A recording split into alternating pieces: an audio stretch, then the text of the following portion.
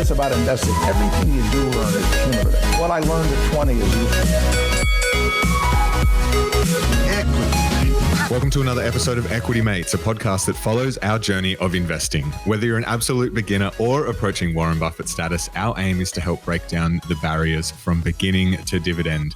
My name is Bryce, and as always, I'm joined by my equity buddy, Ren. How's it going? I'm very good, Bryce. Very excited for this episode. At the start of the year, you threw the gauntlet down and you said you want to interview all of the ASX 200 CEOs, and we're slowly making our way down the list.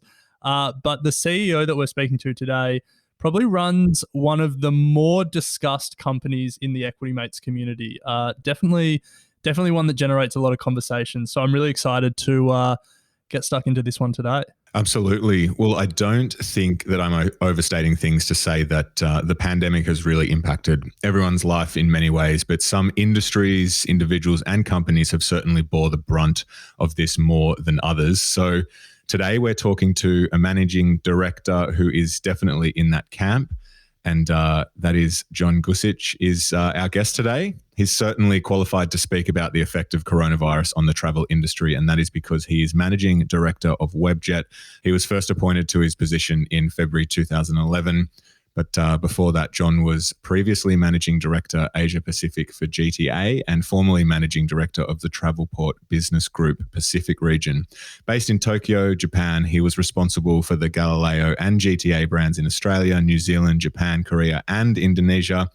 And previous to that, John was Managing Director at Galileo, South Pacific, and Flairview Travel. So, John, welcome to Equity Mates. Well, I am delighted to be here. You know, they told me that I was going to be interviewed by two young Turks, but now that I can see you on the screen, you don't look that young. You must have had a really hard life based on your age, what I'm looking at. My hairline makes me look a lot older than I am. Anyway, delighted to be here. So thank you very much. And clearly, on your ASX 200 list of CEOs you want to interview, you've got to W. So well done. Exactly. We're closing it out. We're almost there. But look, John, as Bryce said, probably one of the most affected companies by the pandemic, Webjet. So we want to hear about that today. But I guess we want to have a conversation that's broader than COVID and the pandemic. We want to hear about your time at Webjet and what you see the future holding for the company. But before we do, we always like to start these interviews with the same question, and that is to hear their company leader describe their company in their own words. So to kick us off today, what is Webjet? Webjet is a digital travel business, and we are a business that sells travel product to consumers, and it sells to intermediaries. So the vast majority of people in your community will know us because we've got the market-leading online travel agency site, webjet.com.au.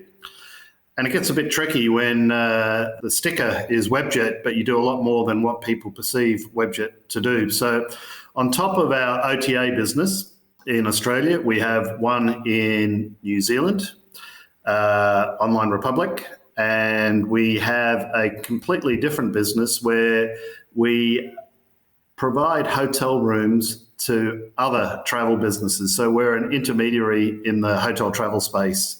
And in that business, it's actually bigger than the Webjet business, and it's global by nature. So in the old days, I used to just describe us as a group of humble travel agents trying to take over the world, and that's probably the most apt way of describing what we're trying to do.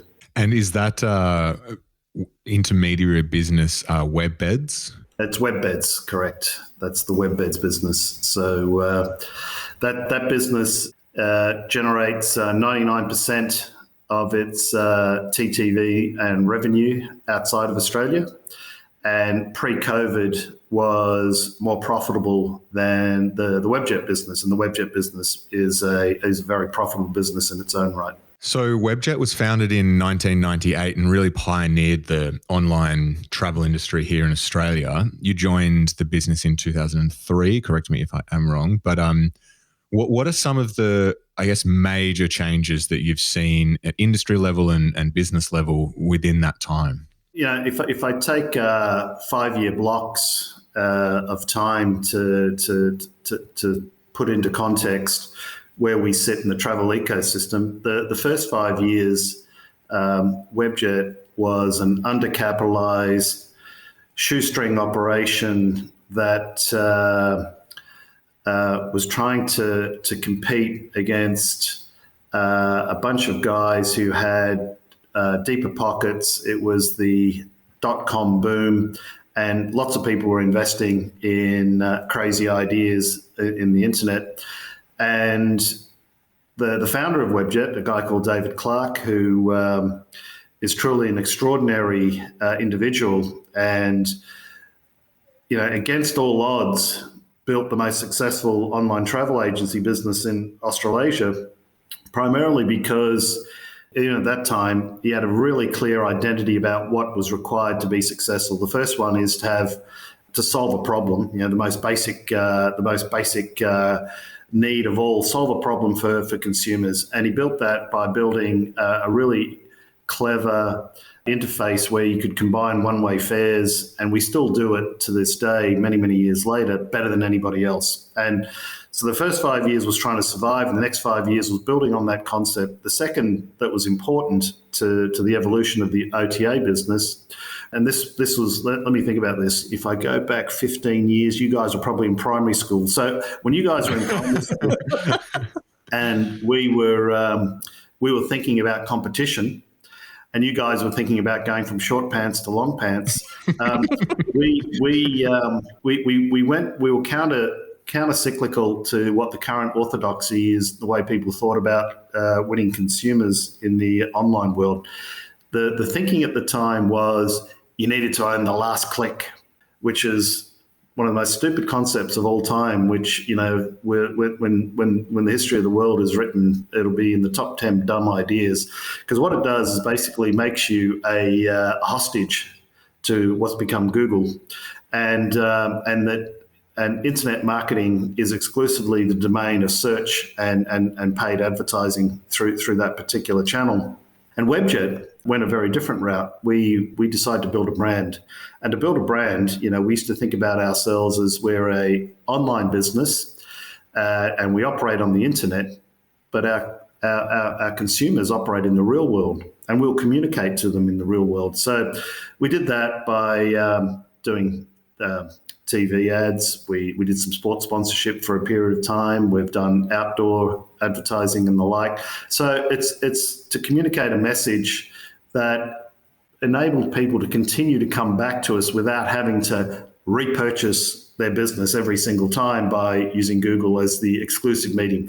And for many, many years, I'll say the first 15 years of the online travel agency environment globally, everybody just jacked up the prices for Google, which is good for them, great business, and diminished the margin opportunity for them. And we didn't. And we went a different route. And as a consequence of all of that, we got to the market leading position, and our marketing costs compared to every other online travel agency in the world are lower than theirs, and our overall level of profitability for our OTA business is much higher than any others. So you mentioned earlier that we create a little bit of debate on through your communication vehicle. We do that because we don't follow the norms of many of the other more established travel businesses, and we're quite happy to flout convention because we can see the financial justification for going down the routes that we have, and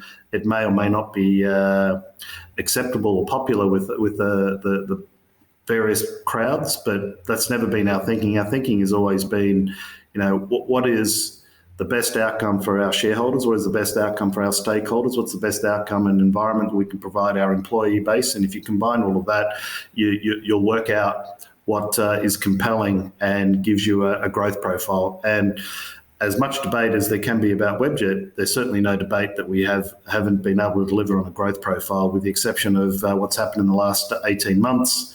We've been one of the fastest growing stocks in the Australian Stock Exchange. And, to put it into context, and this will really wind up some of the people who view this, you could have bought us at 4 cents and you could have sold us at $17. So that's not a bad return by anybody's stretch.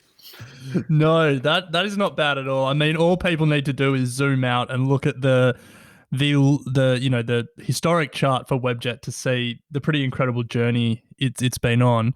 And I think when we talk about the controversy and the debate in the Equity Mates community, it's really all been centered around COVID. I think those that were bullish on reopening have spoken about 3 stocks more than anyone else: Sydney Airport, Qantas, and Webjet. And your every plan that you had, everything that you were hoping to do got really thrown out the window at the start of 2020 in a pretty, unique black swan moment. Can you take us into the room in those early days of 2020? What was it like there with, I guess, a lot of uncertainty and probably incomplete information? And how did you try and manage your team through those early days of the pandemic? I'll answer that, but I might just go to the first part of the introduction to the question, which is something that I do occasionally see, because obviously, I'm not thinking about the share price on a daily basis. I don't look at it, during the day. It's not important in the short term because there are much bigger structural and environmental elements at play that we need to think about. So whether we reopen, and we can discuss this in more detail later, whether we reopen and the market reopens in July of 21, October of 21, April of 22, November of 22, doesn't really matter. What does matter is what's the destiny of the business going to be when the world reverts to a more normalized environment. And a more normalized environment will be radically different to what existed in 2019, but there will be a more normalized environment. Travel will become mainstream, popular and compelling, as it's always been throughout history. It's not going to change as a consequence of what's happened in the last 2 years, but the shape and nature of travel will change dramatically. And we are spending a lot of time in our business, which I'm sure we'll discuss shortly, thinking about how we can make our business more compelling, more profitable, faster growing and bigger than it is. And, the occasional commentary I do see is, oh my God, I'm lining up this stock versus this stock, and this one's going to open 1 week before this one, and I predict this one's going to do something 5 weeks before that one. It's all just noise in the echo chamber, because the reality is, and I'm assuming your listenership are taking a view beyond trading on a daily basis, and they're trying to build financial wealth for the long term. It's buying a stock that you think has a viable future, and we'll cover that in a second. But to go back to the moment of crisis, it was an extraordinary turnaround for us, and we were unfortunately probably more impacted than just about any other travel business in Australia, and one of the most impacted globally, because we were caught in a trap that we would never have envisaged ourselves. We would sit on, and this is the irony of listening to the crowd. We would sit on more than $100 million of cash, of free cash in our business. And we would have analysts and some of our investors, they would, say, you've got a lazy balance sheet, you're sitting on too much cash, you need to either give it back to investors through a special dividend, or you need to continue to make acquisitions and lower your cash reserves. We had $100 million. Now, what happened when the pandemic hit is we had a cost base of nearly $35 million. And when your revenues go from, let's say, we're making, we were turning over close to $4 billion, and we're making proxy 10% in revenues, And so you're going, okay, we're making a shed load more more revenue on a monthly basis than our costs. And then you see that go to zero. So it only takes 1 or 2 months before you're technically running out of cash. But we had a compounding element to that, which was we had a working capital cycle where we pay people after we receive the money from our customers.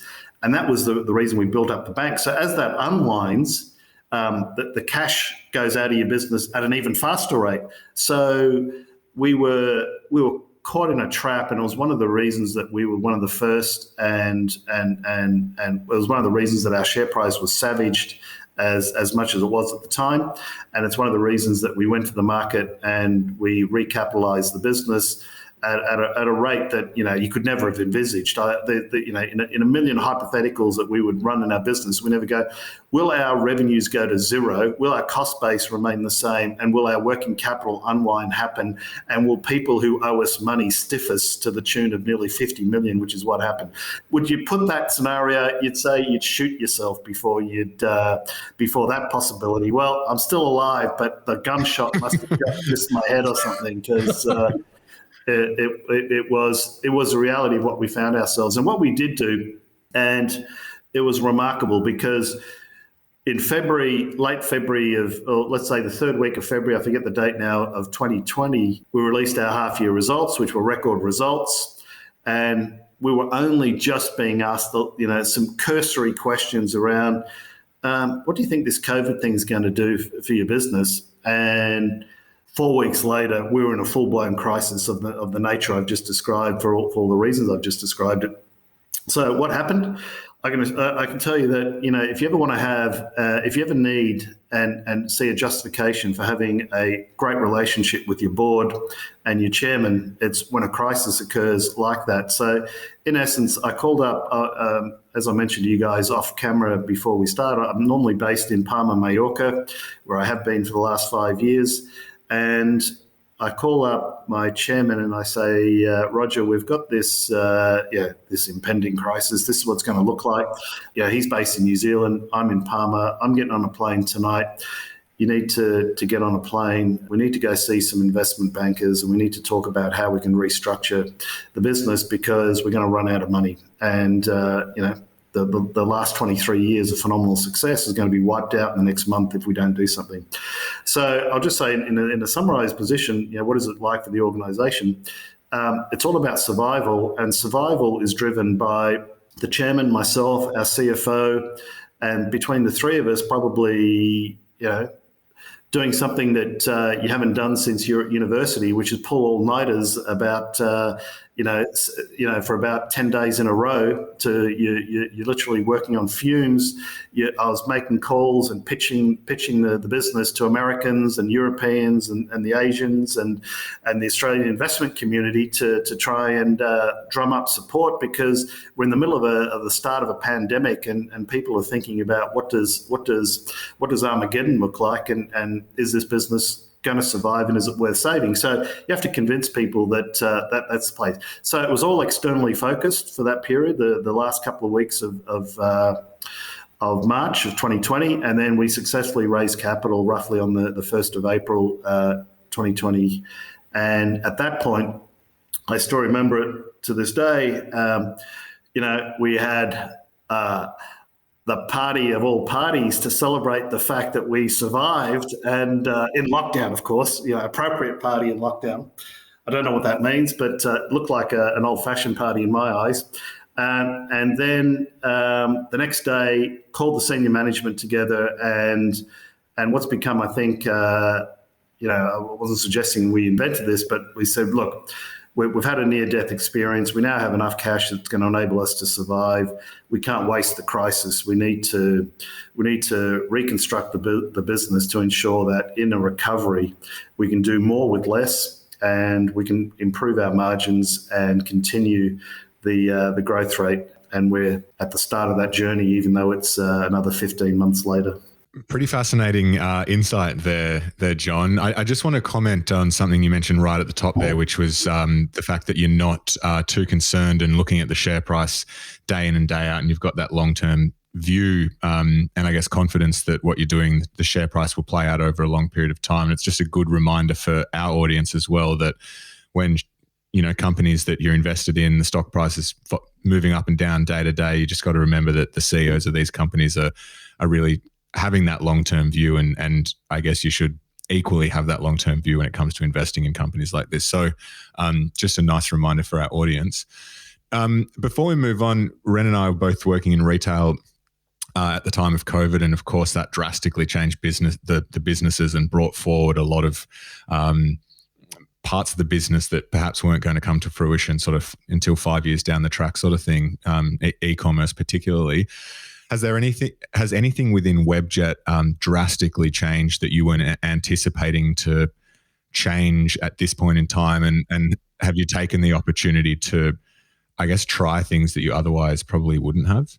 So we will, on the Webjet OTA business, the competitive landscape has changed dramatically. So you make the appropriate point that in the physical retail environment, the travel industry has been decimated. So you've got our largest competitor who's shut and has signaled to the market in Flight Centre that half their stores that they've had open will no longer be open under any circumstance. So that's a dramatic shift in the competitive nature of our industry. And the second largest group, the Hello World Group, which is primarily a franchise model, we know that many of them have, and they sell international travel. So in an environment where international travel is against the law in Australia, so you don't have that market opportunity. So you'd imagine that many of those competitors have been substantially weakened in either the physical presence that they have or their ability to invest in their businesses. So and you asked me quite appropriately up front, in the first question, describe your business. We're a digital travel business. So what have we done? We've invested in the continued evolution of our digital transformation as an organisation. So our focus has been on the consumer side, the Webjet side, of ensuring that we have the most compelling content and fulfills our premise, which has always been convenience and choice. So that's why consumers come to Webjet as the OTA, and we continue to work on that. And on our WebBeds B2B business, our focus has been, and life's all about having a great slogan. Yours is equity, mates. Mine is mine's a little bit more academic. Mine's using Charles Darwin. So we've got a Darwin-esque approach around survival of the fittest, and in that in our Project Darwin, the process is, how do I take a third of my cost base out and not have to ever replace it based on scale? And our thinking, which I won't get too technical for your guys, but the way we record our financials are as follows. We have something called TTV, which is total transaction value, and that's the total cost, the total element that we sell. And the vast majority of that is not ours, because we only have the revenue component. So if we sell a hotel room, we don't own all the revenue for the hotel room. Roughly 92 cents in the 100 cents goes back to the hotel person that we bought the hotel off. So we get 8 cents in the dollar of every dollar, and that's been our when I started the WebBeds business back in 2013, I used to tell investors that the thematic is 853. 8% revenue, 5% costs, 3% EBITDA margin. That's the business. And then we exceeded that in 2000. We were getting trajectory in that 2018. So we changed the numbers to 844. So again, to remind everyone, 8% of our revenue and 4% of our costs gives you 4% EBITDA, which is still a great business. It's a 50% EBITDA margin business at that level.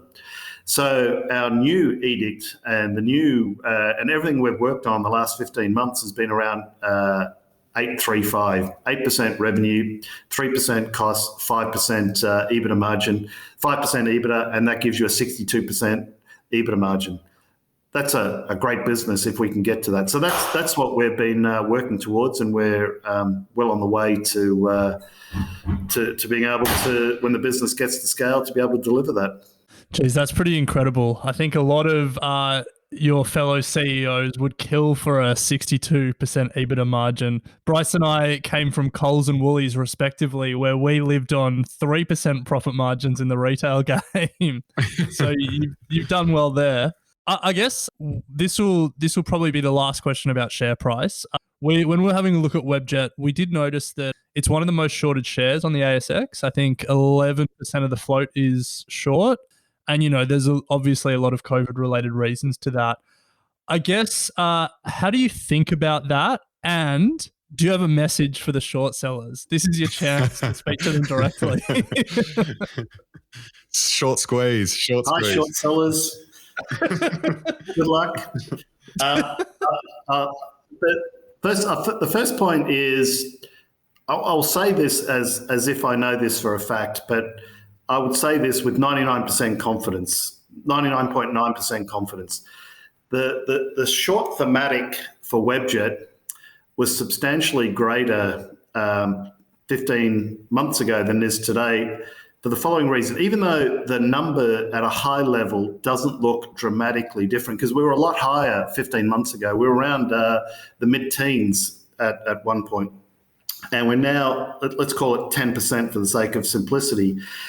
We raised a convertible note. And when we raised a convertible note, a significant number of those investors hedge their position in Webjet. So they take out a short contract for Webjet. So even though the number looks disproportionately high, and we're in the top 5 or 10, I don't check that again on more than a once a month basis because I don't care. So let's say we're in the top 5 of shorted stocks. Around about half of them are technical shorts. They're not betting on us declining in shareholder value. They're betting on us because they've got a convertible note as part of the way that they operate that convertible note. And roughly 1/3 of the convertible note holders hedge their position and they take out a short. So if you eliminate that element of the short, the underlying short is closer to 5 or 6 or 7%, which is doesn't put us in the top 5, and we wouldn't be in the spotlight for that particular reason. But again, I'll use this as a way we think about our business, and I'll come back to your question in a second. But the convertible note for us, we thought was an innovative solution of a stock that we knew had plenty of upside, and we didn't want to give it away by diluting it even further by putting out notes which we had 25-30% conversion premiums higher than the existing share price at the time. And we were the first of the Australian Stock Exchange 200 that you're going to talk to do that. And we were the first convertible note issuance in about 4 or 5 years, or 6 or 7 years. I forget what it is, but it was the first one for a long time. And since we've done it, I think 3 or 4 other ASX 200 companies have also put in place convertible notes. So we were happy to be innovative, but we knew there would be an increase in shorts as a consequence of all of that. So the overall true shorting of our position is substantially less than what it was. I'm saying it's about 1/3 of what it was 15 months ago. And, if you don't have a short, then nobody's interested. So, in the words of whoever it was, I don't know, Zsa Zsa Gabor, it's better for them to be talking about you than not talking about you, honey. So good luck. I wake up every morning thinking of how I can, crush and destroy them, and we will. But it just takes time. It's time solves all of these issues for us, because we've got, and we have had, and we will have a continued record of superior performance. I have undoubted faith in the team that we've got, the business models we've got, and the economics that we've got. And time will take care of these guys. I feel sorry for them, but that's why they don't live in the big houses on the big streets. That's why they're shorted. Love it. So, John, before we move to talking about growth and competition. Just a final one that's really come through when we asked our community if they had any questions. So we've kind of all wrapped it up into one here. Webjet's fortunes are obviously tied to a lot of factors outside your control: border closures, vaccine rollout, a lot of those factors that lead to travel. So how do you actually plan for the future and manage through such uncertainty? I mean, at the time of recording now, late July, Sydney's obviously going into a lockdown, other parts of Australia as well. So how do you manage this uncertainty? Well, the lockdown situation, as difficult it is and as late as it is in this cycle for Sydney, is relatively speaking a light touch. I mentioned earlier that I'm normally based in Palma, Mallorca. The guys in our Spanish office were in lockdown for 5 months. The guys in our UK office were in lockdown, various states of lockdown for the whole of winter. So it's a little bit, and you can imagine, right? I'm painting the picture of a little pokey flat in London in the middle of winter being locked down, as opposed to glorious Sydney, where even in the middle of winter, it's a benign, lovely environment to be living in. So, relatively speaking, we've had lots of experience in our business, and we have, even today, after all the cost takeout and that we've had in our business, we still have 1,600 employees globally, and 1,450 of them are not in Australia. So we think about it, obviously, and manage it on a very localized basis.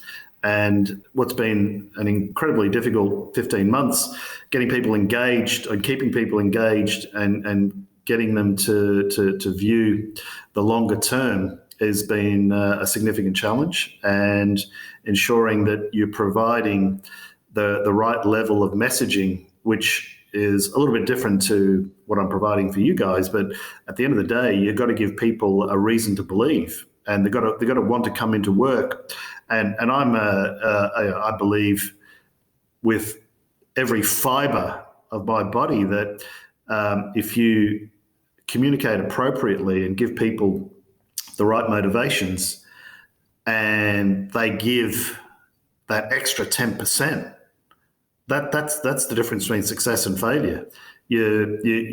Everyone can turn up to work and collect a paycheck, but turning up to work, collecting a check, and committing and wanting to drive an outcome that you're part of. And, we're not so self-absorbed at the management team to think that this is exclusively our doing. So, when I do town halls where I talk to the various parts of our business, in particular in the days when I could do it face-to-face, I would, randomly say, is anyone a shareholder? What's your views on where we're going? How do you think we're traveling? What else can we do better? And it's remarkable the feedback that you get, but also it's remarkable the engagement that we've had over that period of time. And there's some people who have been with us, on the B2C business for 20 years, and there's some people on the B2B business that have been with us for 7 or 8 years, and they're remarkably invested, and they become shareholders, and they see the value in what we're trying to do, and are committed. And, there's plenty of people who come to get the check as well, but we certainly value and encourage people to contribute with everything they've got. So they've got a sense of meaning. It's not just coming here to make money. It's coming here to take the business from an ideation through to an execution, and the journey along the way, and the cut and thrust of competition, which we love. I love rubbing up and smacking into our competitors, metaphorically smacking into them, like you're on a football field, sort of just barging through, sort of thing. Well, it's good that you've mentioned your competitors there, John, because I feel like we've asked you enough about COVID. Would love to talk about, Webjet beyond COVID, including how you think you bump up against your competitors. But before we do, we're just going to take a quick break to hear from our sponsors.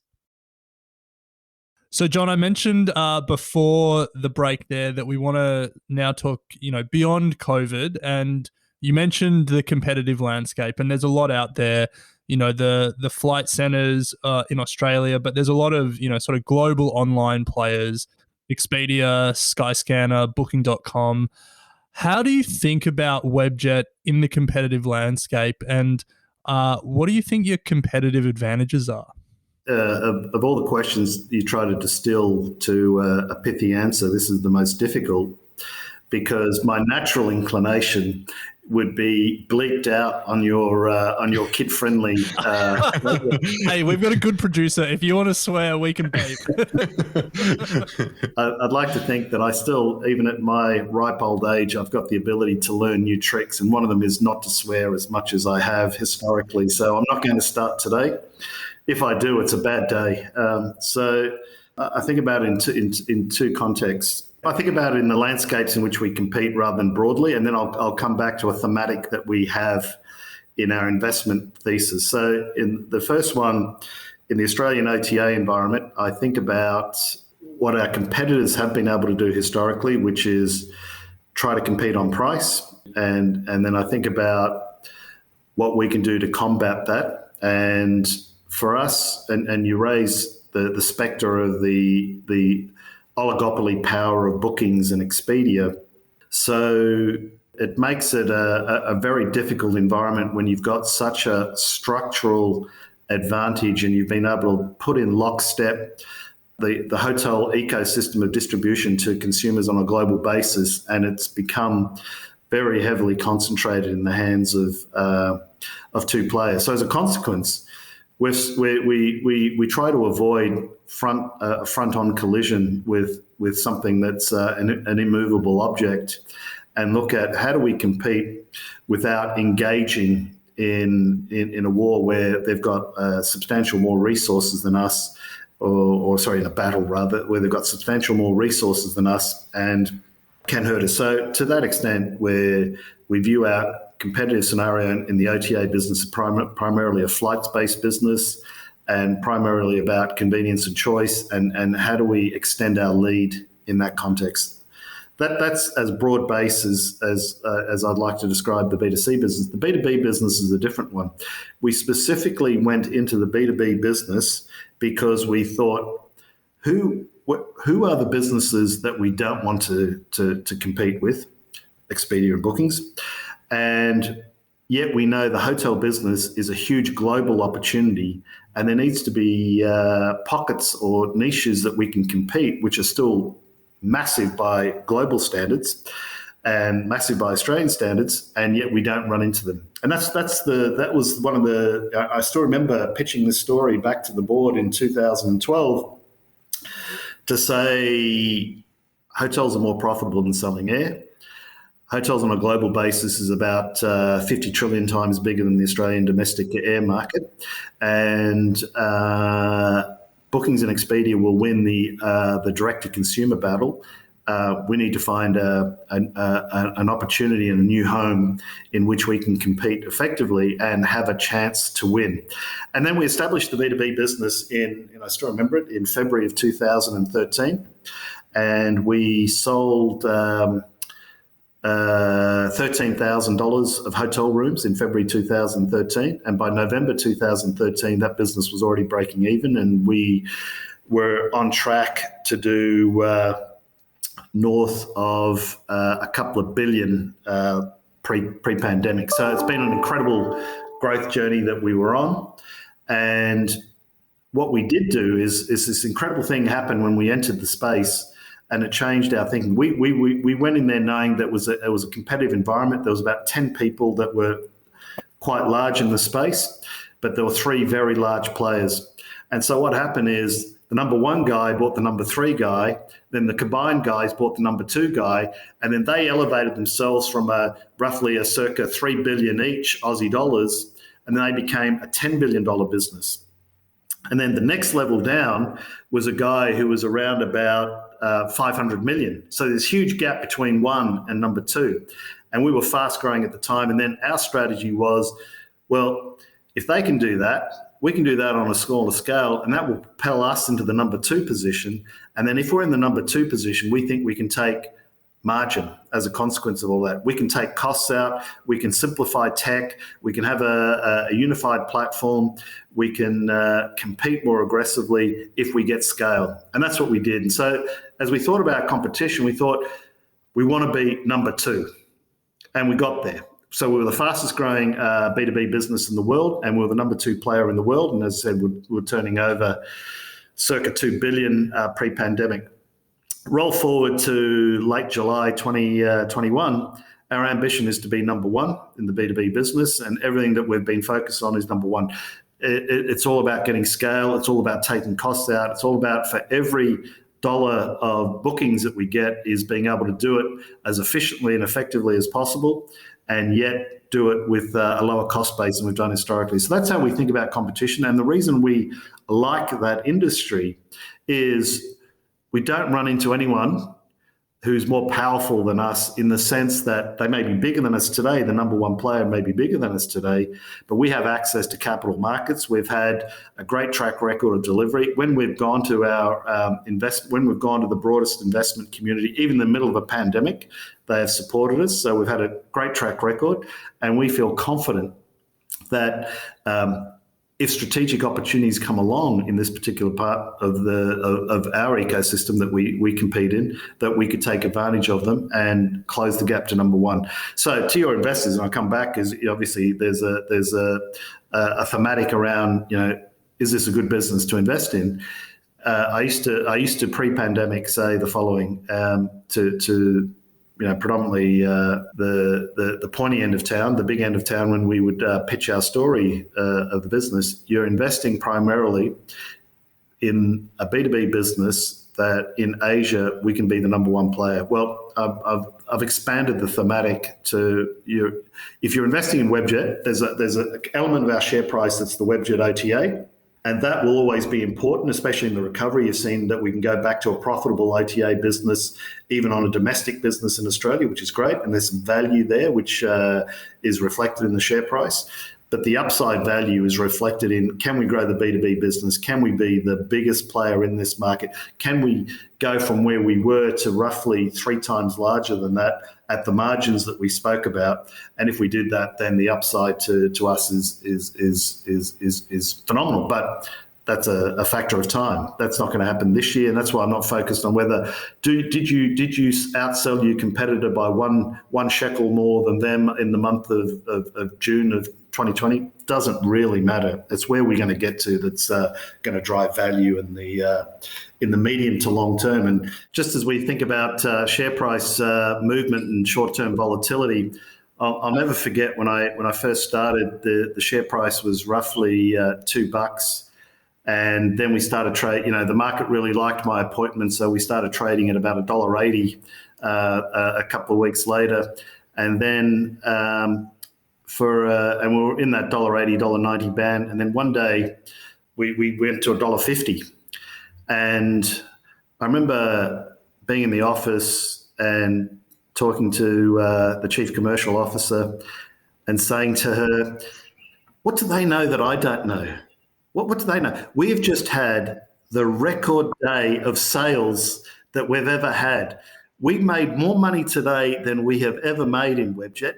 And what does the market know that we don't know? That we've all of a sudden lost 20% of our value in one day. What do they know that we don't know? Oh, that's right. They don't know anything.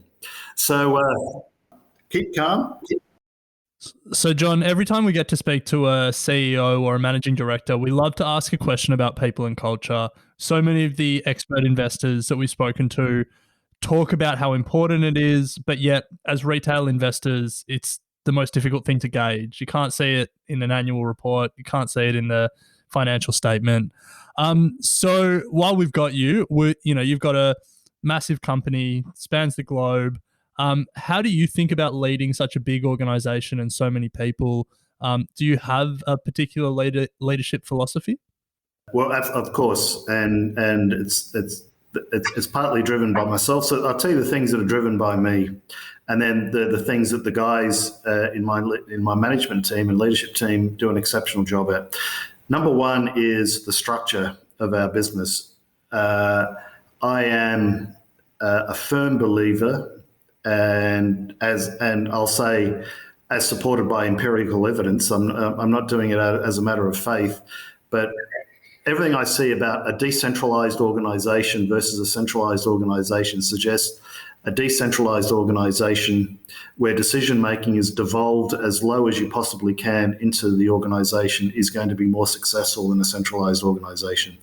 I've had, prior to working in Webjet, had the opportunity to work for lots of large businesses, predominantly in travel. And I took a view that I saw what I thought were the inefficiencies of a head office mentality where, the joke is we're here from head office. We're from head office. We're here to help, and no good deed goes unpunished because that's what a head office is for. So I was part of that culture, and I was part of that structure rather that drives culture, and I said if I ever had the chance to run my own organisation, I would do it entirely differently. So the structure is we have no head office. The only head office we have is we're a Melbourne registered ASX listed company. So our company secretary and our centralised finance operations is based there. The Webjet OTA business is headquartered out of Melbourne. The Online Republic business is headquartered out of Auckland. The WebBeds business is based out of Dubai, but it has substantial presence in Spain, UK, Romania, Singapore, and Americas. And each of those guys have their own country management. And what we've always encouraged is that people in market make decisions about the market because they know their customers and their suppliers better than a centralized approach. So if you reflect back when I talked about a little bit earlier about the competitive environment, how when everyone went the Google way, we went the building the brand way, we do that contrary to most travel businesses. Most travel businesses are centralized headquarters in a hub and spoke kind of a model where the spoke follows the instructions and executes against the hub. That's not how we operate. We try to give people devolved sense of responsibility. So what do? We provide rigorous budgeting and forecasting tools, and then the execution of that becomes localized and people explain what they're doing, but so that they don't go completely crazy, but they certainly need to have an ability to make decisions on the fly, and we devolve as much responsibility as possible. In an environment like that, we try to encourage an element, and we touched on this earlier, where the underdog punching above our weight. I do the joking reference, we're just humble travel agents who want to rule the world. It tries to engender the sense that there's fun. You come to work to enjoy yourself. You come to work to have a sense of camaraderie with your colleagues, and you come to work to win. So they're the basis. And then, as I said, the management team and the rest of the leadership take on the characteristics of compliance and characteristics of all the things you need to do to run to have an effective corporation, and ensure that we do it. Yet we do it in hopefully as light a touch as possible, without abrogating our responsibilities as good corporate citizens. And in general, we've tried to be innovative and leaders in all of those things. But what we don't do is follows, with the exception of talking to investors, as I am through your vehicle. We don't create a platform for ourselves. We don't project the CEO as a hero. We don't go on panels. We don't make statements around politics and policy. We are focused on our business, and we think we know it better than most, and we encourage everybody to participate to the full extent that they can. Mm. Love that. Just humble travel agents trying to take over the world. Maybe that's what we'll call this episode. True. Nice one. Yeah.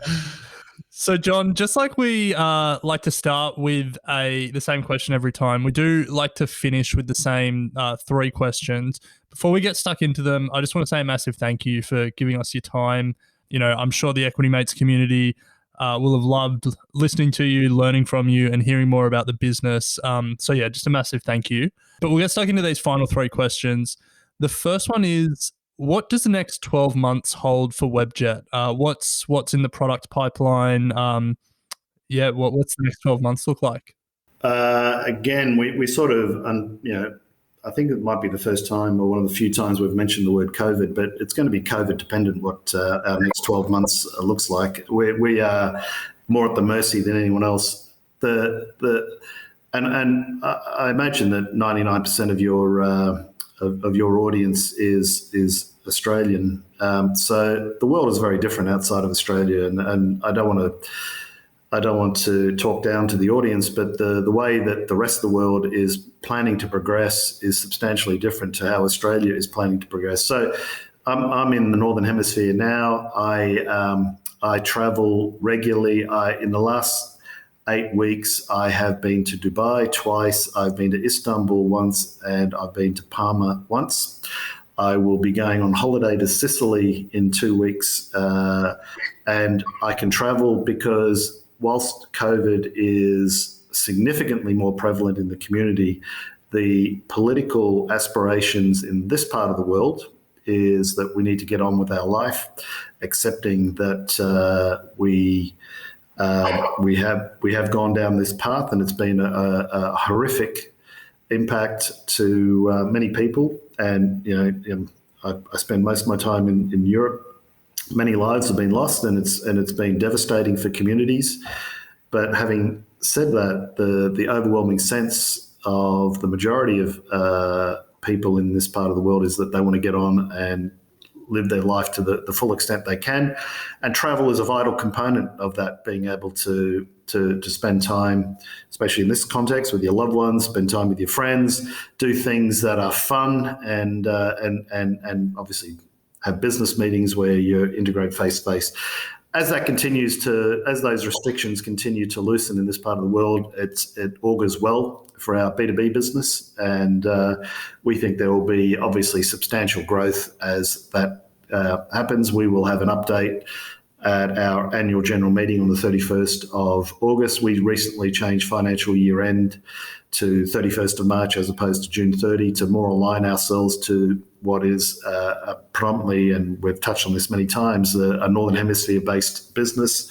And we don't want to interrupt the middle of our busiest period by focusing on audit requirements and closing out the year. So we specifically did that to enhance the growth prospects of the business. I think the next 12 months will be very positive for the B2B business. I think the next 12 months for the OTA business will be positive, but we're in the middle of a lockdown, so it's pretty hard to focus on anything about other than the next 30 days. But if we roll forward 12 months and the country becomes vaccinated and people accept that this is not going to go away and it's going to be part of our lives for the next 10 years. So what are we going to do about it? I would anticipate that the international borders would open and there'll be a high degree of international travel. Domestic travel will come back as it was coming back until about 4 weeks ago, full throttle. And you've got a vibrant competitive landscape because you've got 3 viable competitors in the domestic marketplace.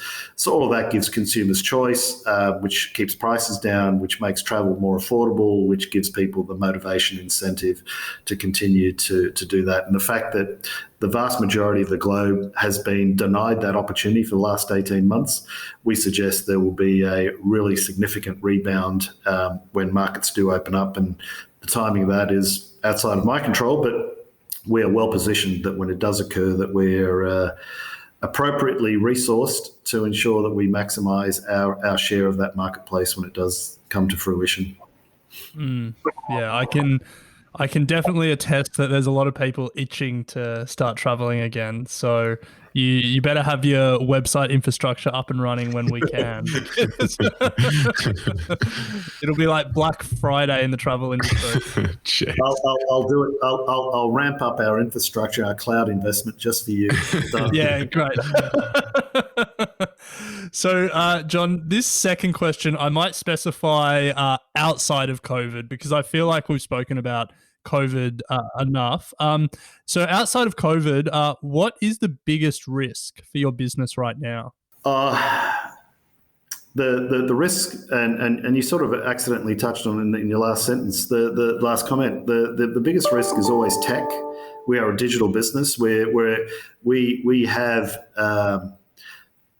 millions of searches a day, tens of millions of searches a day. The thing I'm always the one that keeps me up at night is ensuring the tech works, and that's fundamental to the premise of what we have. And the second one is what we already touched on as well, is the team motivated? Are our employees, I line up my team. I've got my in the old days on a Thursday night, the footy teams were selected, and I line up my team and I compare it against their players on their team. Have I got the better players in my team? Are they in fine, using the sporting analogy, are they in good form? Are they fit? Are they raring to go? And will our class prevail? And making sure that we have everybody aligned around our goals is important. And in an environment which I described to you, which is not the antithesis of command and control, which is decentralized, having faith that the management team, 2 layers into the organization, can see the same objectives that you have. So making sure that stays on track. They're the 2 things, people and tech, that I focus on the most. And then final question, John, if you think about Webjet in 10 years, what does success look like? It'll be me still running the place on a walking frame as I come into the office on a daily basis. That would be a good delineator. Success for us in 10 years' time would be as follows. We will have 3 successful travel divisions. At the moment, we have 2. We have obviously our consumer-facing division with both the Online Republic and Webjet. We have our B2B division, and we'll have another one. And in our B2B division, we'll be the biggest players in the world. In our B2C division, we'll have extended our lead. And in our New Zealand-based businesses of Online Republic, we will have substantially increased our niche motorhomes and car operations to be global players. And that would be what success would. That's how I envision the next 10 years. That there'll be another arm or another leg to the base added, and the 2 businesses that we've had, which have got incredible blue sky opportunities, we'll be able to fully capitalize on those and execute, and in particular be the number 1 in the B2B world. That means that we go from circa 3 billion Aussie to 10 billion in TTV. So that would be what success looks like in 10 years' time.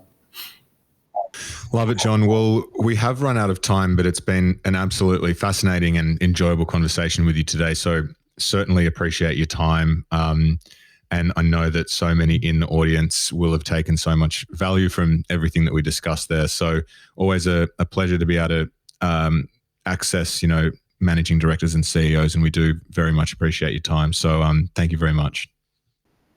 Look, delighted, and thank you for the opportunity. And it's great to see 2 young punks trying to make a name for themselves. And I wish you every success. And you're providing a valuable service. So keep it up. Thank you very much.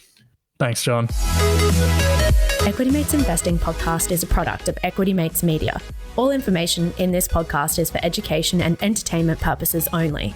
It is not intended as a substitute for professional finance, legal, or tax advice. The hosts of Equity Mates Investing podcast are not financial professionals and are not aware of your personal financial circumstances. Before making any financial decisions, you should read the product disclosure statement and, if necessary, consult a licensed financial professional. Do not take financial advice from a podcast. For more information, head to the disclaimer page on the Equity Mates website, where you can find ASIC resources and find a registered financial professional near you. In the spirit of reconciliation, Equity Mates Media and the hosts of Equity Mates Investing podcast acknowledge the traditional custodians of country throughout Australia and their connections to land, sea, and community. We pay our respects to their elders past and present and extend that respect to all Aboriginal and Torres Strait Islander people today.